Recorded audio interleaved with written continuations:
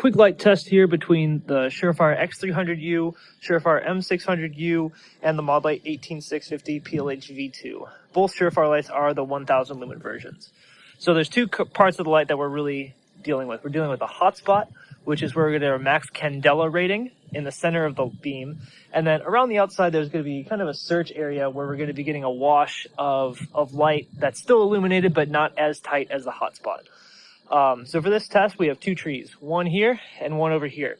I will start with the light on tree over here on the right and walk it slowly over to tree on the left. And we can kind of see not only the hotspot on the right tree, but how that search area picks up the tree on the left as we move more into the focus. So we're going to go ahead and start with the Surefire M600U.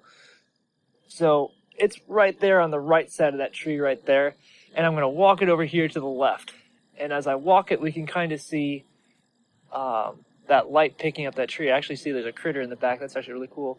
You can see that tree slowly get picked up, and it kind of walks in very slowly. So if it's barely touching the illumination, you can see it's just starting to light up, but it really only lights up when we hit it with the hotspot. Next, we're going to do the Surefire X300U hotspot on the far right over here.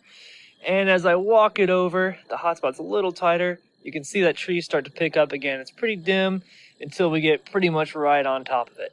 All right, and the last one is going to be the Modlite 18650. So the light is right there on the right of the tree, super tight hotspot, and as I walk it over, as soon as that search area hits, it's fully illuminated, and it's a consistent heat or a consistent temperature all the way through this whole perspective. There's no brightening or dimming the closer it gets to the hotspot. And of course, the hotspot hits it right there. And I think that's something a lot of the reviews miss is how that outside ring really picks up anything that's not directly in the hotspot.